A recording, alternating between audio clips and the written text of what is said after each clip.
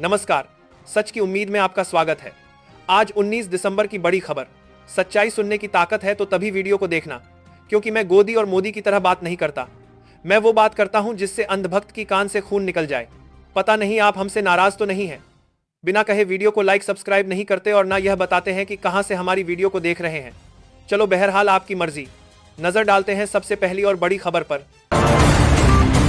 दिया कौन से हक की लड़ाई लड़ रहे थे? सोनम वांगचुक मजदूर के हक की लड़ाई लड़ रहे थे, किसान के हक की लड़ाई लड़ रहे थे, आम आदमी के हक की लड़ाई लड़ रहे थे, लद्दाख के लोगों के हक की लड़ाई लड़ रहे थे। उस सोनम वांगचुक को, जो एक पढ़े लिखे प्रतिष्ठित व्यक्ति हैं, उनको आपने पकड़कर जेल में डालने का काम किया। संसद के भीतर आज माहौल गर्म था। मनरेगा का नाम बदलने की बात जैसे ही उठी, एक सांसद अकेले खड़े हो गए। संजय सिंह ने साफ कहा, नाम बदलने से गरीब की जिंदगी नहीं बदलती। उन्होंने सरकार से पूछा, क्या रोजगार मिलेगा या सिर्फ तख्ती बदलेगी? सामने पूरी भाजपा थी, लेकिन आवाज अकेली नहीं लगी। शोर, हंगामा और सत्ता का दबाव, सबके बीच सवाल सीधा था। मनरेगा किसी पार्टी की नहीं, मजदूर की योजना है। सुनिए। अरे भाजपाइयों ने जी राम जी योजना के तहत 1000 करोड़ का भ्रष्टाचार यूपी में कर लिया। अरे भाजपाइयों ने हरियाणा में 500 करोड़ रुपए का भ्रष्टाचार जी राम जी में कर लिया। अरे भाजपाइयों ने महाराष्ट्र में जी राम जी के नाम पे करोड़ों का भ्रष्टाचार कर लिया। हाइपोथेटिकल बात कर रहे हैं। भाजपाइयों ने गुजरात में तो क्या बोलूं सर? क्या आपत्ति है इनको सर? क्या बोलूं? जी राम जी ना बोलूं सर? अब तो गुजरात में सैकड़ों करोड़ का भ्रष्टाचार भाजपाइयों ने जी राम जी के नाम पे कर लिया। पूरे देश में, गांव में विधायक, इनके बीजेपी के विधायकों ने जी राम जी योजना में भ्रष्टाचार कर लिया। तो ये आप राम को सम्मान दे रहे हैं कि राम को अपमानित कर रहे हैं? आप राम को अपमानित कर रहे हैं। अरे बैठ जाओ, चंदा चोरी की है तुम लोगों ने। बैठ जाओ, चंदा चोरी की है तुमने भगवान श्री राम के नाम पे चंदा चोरी की है। बैठ जाओ। मानवर देखिए, हमारा समय खा रहे हैं सर ये लोग।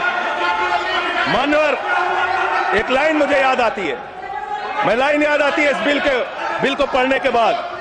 मेहनत तो करता हूं, फिर भी घर खाली है बाबूजी।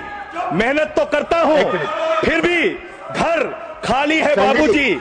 मिट्टी के कुछ दीपक ले लो, दिवाली है बाबूजी। मिट्टी के कुछ दीपक ले लो, दिवाली है बाबूजी। गरीब कर देते हैं। बोल sir, LOP wants to speak. जब आपने उनको अलाउ किया, एलओपी को करिए। आपका समय कम है, उनको अलाउ। आपका समय से जाएगा। आपका समय जो सर उनका हमारे में से आपका समय पॉज कीजिए सर, पॉज कीजिए। You asked me to stand. अभी नहीं, पॉइंट ऑफ ऑर्डर मैंने सुन लिया। देखिए, मैंने सुन लिया। नो देखिए, जो हाइपोथेटिकल बात है वो रिकॉर्ड में नहीं जाएगा। मैंने ऑलरेडी रूलिंग दे चुका है। बताइए। डिप्टी चेयरमैन साहब, आप बड़े सीनियर लीडर है और आप ये सब प्रोसीजर तो आपको मालूम है, फिर बताने की जरूरत नहीं है। लेकिन मैं आपसे विनती करता हूं कि जब वो खामोशी से बात कर रहे हैं और क्या मार रहे हैं क्या? देखिए, वो खामोशी से बात कर रहे हैं, सुनिए। आपको अगर जचता नहीं, अगर आपको ये पसंद नहीं है तो आप उसका उत्तर बाद में दीजिए। पहले सुनिए उनका जो कहना चाहते हैं। और उदाहरण के तौर पर अब उनको सारी चीजें वो उदाहरण के तौर पर बोल रहे हैं और कागज सामने रख के बोल रहे हैं। इसीलिए आप उनको परमिट देना, कहना जरा खामोश बैठ। धन्यवाद। मान्यवर, मैं भाजपाइयों के लिए, भाजपाई मित्रों के लिए एक गाना गाना चाहता हूं कि देखो ऐ दीवानों, ऐसा काम ना करो, राम का नाम बदनाम ना करो। राम का नाम बदनाम ना करो। इस जी राम जी योजना के नाम पे पूरे देश में आप लोगों का जो भ्रष्टाचार है, हम नहीं चाहते कि वो हमारे आराध्य भगवान श्री राम के साथ जुड़े। आप वो भ्रष्टाचार, वो चोरी, वो सारे कुछ लूटखोरी वो जोड़ना चाहते हैं, कमीशनखोरी राम जी के नाम से जोड़ना चाहते हैं। लेकिन मैं क्या करूं मान्यवर, मैं तो कह रहा हूं, आप फिर आ गए मान्यवर।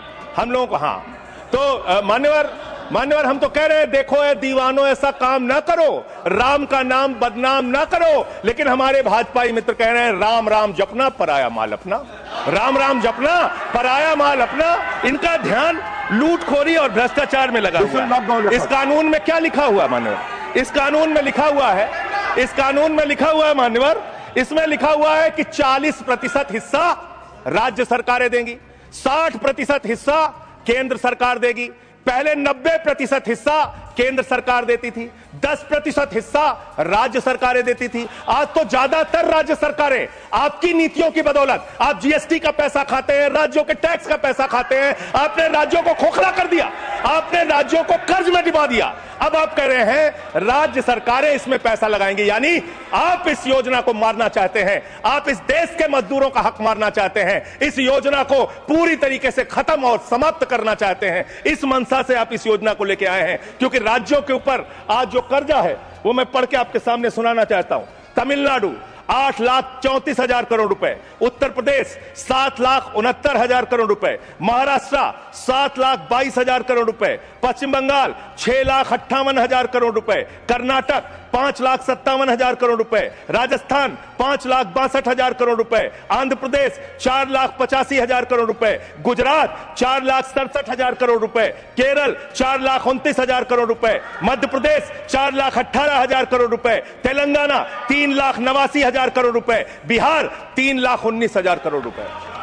ये कर्जे में डूबे हुए राज्यों से, ये कर्जे में डूबे हुए राज्यों से आप ये कह रहे हैं कि 40% पैसा लगाओ, यानी कि सर आप ये हम बोल रहे हैं, कौन बोल रहा है सर?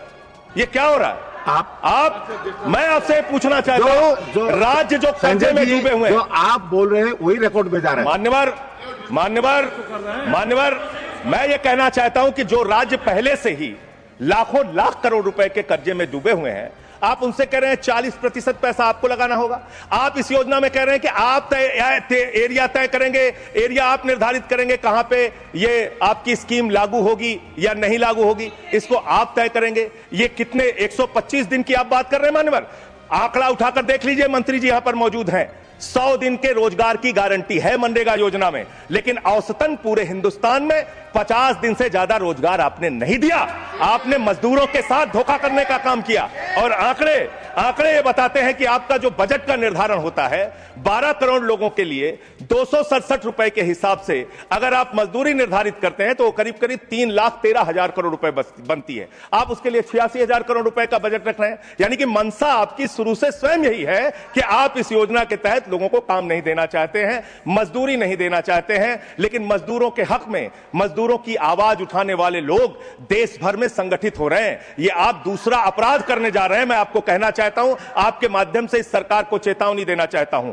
कौन सी हक की लड़ाई लड़ रहे हैं मेहराज मलिक? जो हमारा विधायक है जम्मू कश्मीर का, वो जमीन के हक की लड़ाई लड़ रहा था, मजदूर के हक की लड़ाई लड़ रहा था। आपने उसको पीएसए का कानून लगा के जेल में डाल दिया।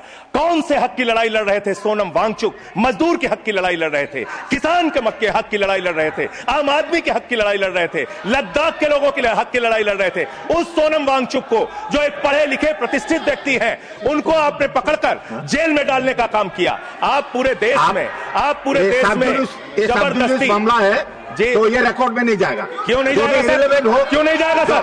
मजदूर के लिए लड़ने वाले क्यों नहीं जाएगा? क्यों नहीं जाएंगे? वो रिकॉर्ड में नहीं जाएगा।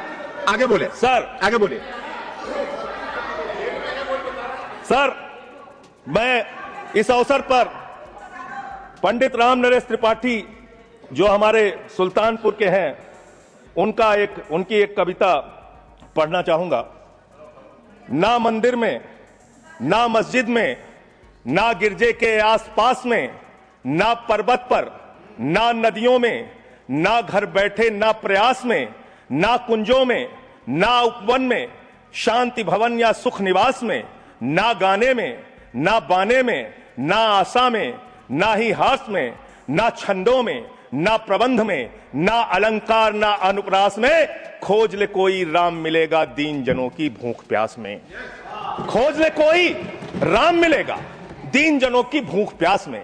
आप दीन जनों को भूखा रख के, उनकी मजदूरी छीन के, उनके हाथ का काम छीन के, उनका रोजगार छीन के, आप चाहते हैं उनके पेट पे लात मार के, आप चाहते हैं कि आप सिर्फ इस योजना का नाम बदल देंगे, इस योजना का नाम बदल देंगे तो पूरे देश में आपका महिमा मंडन हो जाएगा।